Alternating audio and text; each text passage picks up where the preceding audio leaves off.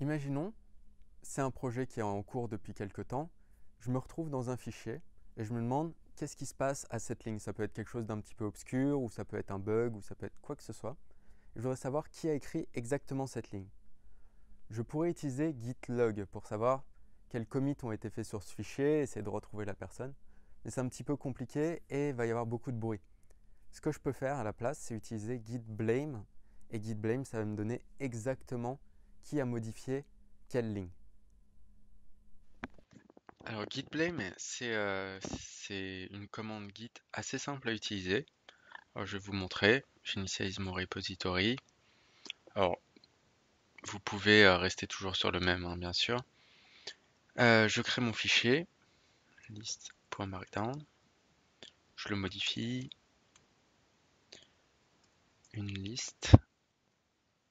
On va mettre ça en titre. A, B, C, D. J'ajoute le fichier à l'index Git avec la commande git add. Premier commit. Disons un peu de temps passe, je refais une modification. Maintenant c'est plus BC, c'est CB. Commit m inversé B et C. Et disons une dernière modification, je rajoute E et un sous-titre. Et j'enregistre. Ajouter, donc là, pas oublier les guillemets. Un sous-titre. Voilà. Donc là, assez classique. Donc j'ai mon premier commit. J'ai inversé B et C. Et ensuite j'ai ajouté E et un sous-titre.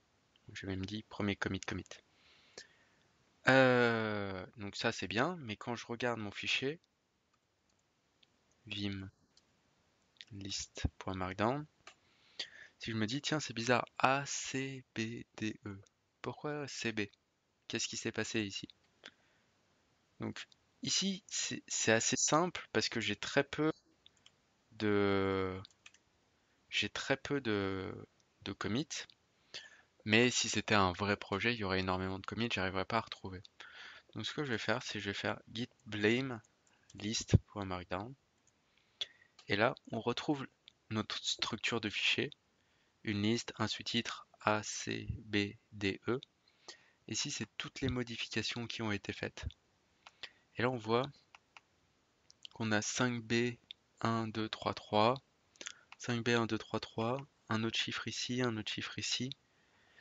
Et en fait, ça ressemble à quoi? Ça ressemble aux identifiants de commit, comme on a, comme on a déjà pu le voir auparavant. Donc si je regarde ici, ça va être des choses qui sont ici. 5B, 1, 2, 3, 3. Git blame list. 05B, 1, 2, 3, 3. Et là, 3099 9 log 3099 juste ici. Donc en fait, c'est le début des chats qui sont les identifiants uniques des commits. Donc, qu'est-ce que ça nous dit?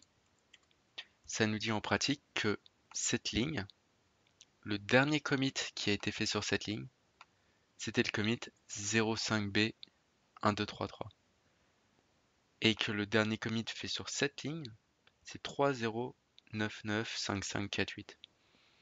Et là, nous, notre question, c'était pourquoi CB et pas BC? Donc là, on voit ici que B, son dernier commit, c'est 775BC, BECE2. Là, je copie le chat, je fais un log et je colle le chat dans le champ de recherche et on voit bien que c'est celui-là. Et là, je me dis, ah oui, bien sûr, il a inversé B et C. Et je comprends, ou alors je comprends pas et je me dis, bah c'est qui ce Marc Gauthier? Je vais lui envoyer un email. L'autre solution, c'est que je peux utiliser git show. Donc git show, ça va nous permettre de voir le contenu exact d'un commit. Donc On va regarder l'historique avec log pour retrouver l'identifiant du commit inversé B et C. Là, je le copie. Et là, je vais exécuter git show et le chat qui identifie le commit uniquement. Et là, voilà, il m'explique ce qui s'est passé. Donc là, on retrouve un petit peu le même format qu'avec git log. Il me dit, ça c'est la différence.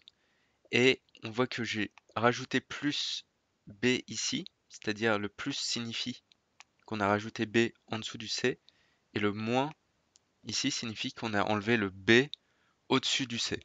Donc quand on regarde ça, tout ce que ça veut dire, c'est qu'on a mis le B, on l'a passé d'en dessous du A à en dessous du C, c'est-à-dire inverser B et C.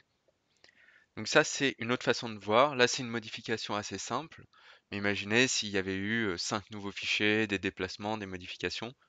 Regarder ce git show nous permettrait de voir exactement ce qui a été fait dans ce commit, qui est vraiment très pratique pour savoir ce qui a bien pu se passer.